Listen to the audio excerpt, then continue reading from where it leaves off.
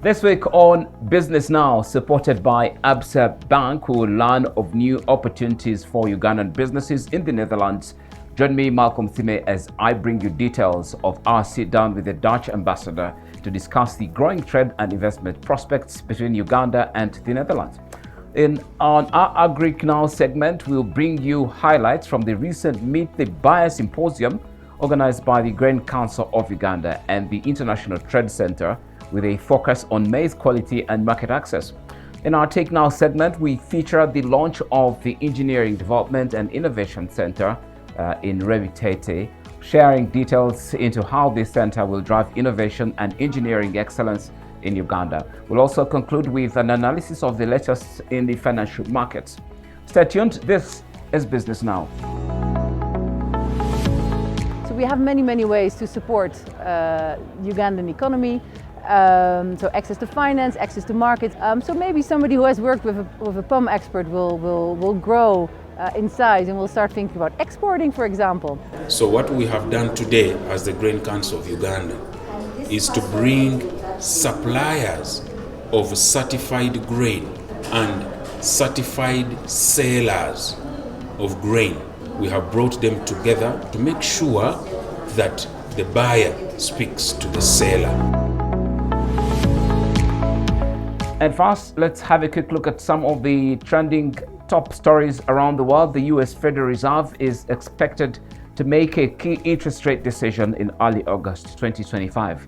With inflation concerns and economic growth at the forefront of the Federal Reserve decision, this could either signal a rate hike, a pause, or a potential rate cut. So market participants will closely be monitoring any forward guidance from the Federal Reserve regarding the economic outlook.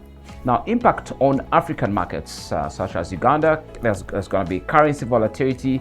A rate hike by the Federal Reserve could strengthen the US dollar, making African currencies, but particularly the South African rand, Nigerian rand, and the Kenyan shilling more vulnerable to depreciation. There's also going to be an impact on capital flows. Higher interest rates in the US could lead to huge hard currency outflows from African markets as investors seek higher returns in US assets. And then there'll also be expectations of inflationary pressures because African countries that import goods like fuel and machinery could face rising costs, especially if the US dollar strengthens and impacts on economies and inflation rates in those countries. In response to slowing domestic growth, China is expected to announce a significant economic stimulus. The package will be boosting its economy, particularly in infrastructure and tech sectors. This package could involve fiscal support for key industries, easing of regulatory measures, and targeted investments in green tech and manufacturing impact on economies. But now let's have a quick look at what that will mean for African economies, because China is Africa's largest trading partner, particularly in commodities. A stimulus package could increase demand for African natural resources such as oil, copper, and agricultural products, and that will boost export revenues for key African countries, and investment flows will also be impacted and then date. But the implications will be many since African countries like Uganda have significant debt to China. An economic rebound in China then could provide more opportunities for debt restructuring or new financing deals though this could also raise concerns about the growing debt burden in certain regions. Major global tech companies, especially in the US and the EU, are likely to announce new regulations on the ethical use of artificial intelligence and machine learning in response to growing concerns about data privacy, bias, and automation impacts. This could include stricter laws on the deployment of AI in sensitive areas like healthcare, transportation, and financial markets. The impact on our countries is that tech adoption as African countries increasingly turn to digital solutions. These new regulations could shape how AI and tech platforms operate on the continent. Strict global AI rules may also require African companies to adopt higher standards of data privacy and ethical tech use, which could increase compliance costs. This is Business Now, and this week we sat down with the Dutch ambassador to discuss trade opportunities for Ugandan small and medium enterprises. The Dutch embassy recently hosted a delegation from PUM in the Netherlands, which manages senior experts programs. This program offers subsidized Dutch expertise to support Ugandan businesses and farmers. PUM Netherlands Senior Experts is a non-profit organization which has been advising businesses in developing countries and emerging markets for 35 years. Let's now hear more about how Ugandan SMEs can apply for expert assistance to help grow their businesses. Uganda knows an incredible amount of small and medium enterprises. I think the entrepreneurial spirit of the Ugandans is well, hardly seen anywhere around the world. But unfortunately, like in many other countries, 80% of these small businesses don't last very long because of planning, because of management, because of finance, all sorts of things. And many times it's a matter of expertise. And PUM offers experts who come, help you out in your business for a couple of weeks and work with you and basically make sure your business thrives, not only survives but thrives. And that's why PUM is here, to see what opportunities are here in Uganda to collaborate. And Uganda is one of the countries where most PUM experts are active because, again, there's so many opportunities. We work mostly within PUM, within tourism, so hotels and restaurants and agriculture. And in agriculture, very much with smallholder farmers, but also with small and medium enterprises. And why in agriculture? Because that is what the Dutch do best. We've known agriculture for a long time. We've been very successful in agriculture. The Netherlands is the second largest exporter of agricultural products on the planet after the United States. So I think that says enough. We're quite innovative, we're quite creative, and we're willing to share that knowledge via our experts. So, and again, Uganda offers so many opportunities to work and thrive in agriculture and tourism alike. So we don't really have to do a lot after that, of course, but we do many other things besides giving this expertise. We also have ways to finance, to give access to finance for smallholder farmers, for instance, work with cooperatives. So we have many ways to support Ugandan economy. So access to finance, access to markets, that's things we work on as well. So maybe somebody who has worked with a PUM expert will grow in size and will start thinking about exporting, for example. Also a field that we know a lot about and we're working with the Ugandan government on. So there's lots of opportunities. This group that is here is mapping what the opportunities are. So they are experts themselves. Tom, who's here today, has a very strong background in finance, in banking, for instance. But he also speaks with Ugandans and then sees, hey, what opportunities are here? And then he has his network of experts in the Netherlands and then says, okay, so you need somebody who can help you set up your hotel? Great, I know somebody who can do the job. You want the kitchen of your hotel to be improved? I know somebody who can do the job. You want to work on a new produce a different crop than you've done before, I know somebody who can do the job. So that is how it works. Tom will do the matchmaking, basically. So just today we were talking with the Ugandan government on trade in East Africa via the Northern Corridor, exporting to Europe and working on logistics together. We have just started last year an 80 million euros worth investment program for smallholder farmers. We do a lot in health. We are starting our programming on water. So I can go on and on. The opportunities are huge, which is logical because a country like Uganda, with its innovative and entrepreneurial population, its amazing soil, water, climate, is made for doing business with the Netherlands. In our Agric Now segment, we bring you the latest from the Meet the Buyer Symposium organized by the Grain Council of Uganda and the International Trade Center. The focus was on enhancing maize quality and expanding market access for Ugandan farmers. Yeah, the reason we are having this Meet the Buyer Symposium is because there has been a cry in the country that, one, the maize that is traded from Uganda is bad quality. Yet, there is a lot of very good quality maize, certified, that is supposed to be sold to schools, hospitals, prisons, and police and other places. So the grain that is certified and quality is available in Uganda. But there has been a cry that there is no quality maize. Secondly, there has been a cry that when the quality maize is processed and graded, the prices go high, and yet the buyers of grain want to buy bad grain. So when you go to the market, they have been telling us that the price of quality maize and the price of bad quality maize is the same. So what we have done today as the Grain Council of Uganda is to bring suppliers of certified grain, clean grain in Uganda, those that have their Q mark for grain, and certified sellers of grain in Uganda.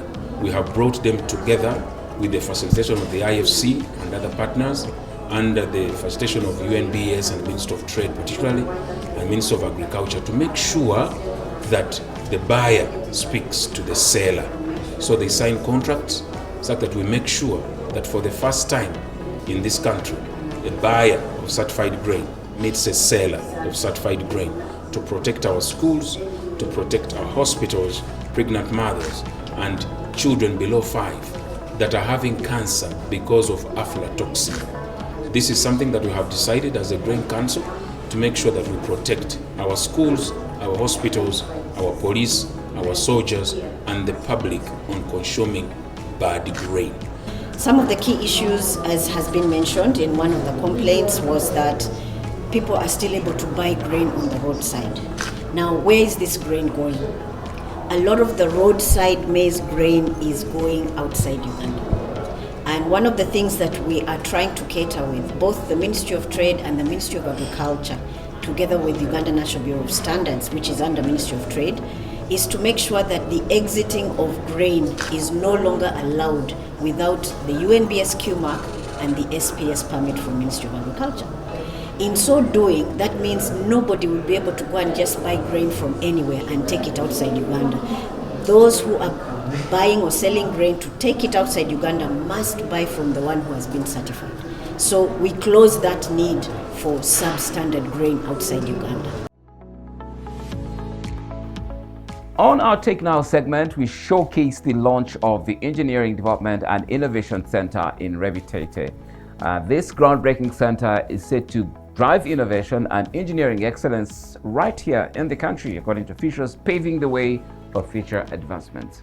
With great honor and pride that we are here this morning to officially unveil the Technology Innovation Enterprise Accelerator, the TIA program by Agric,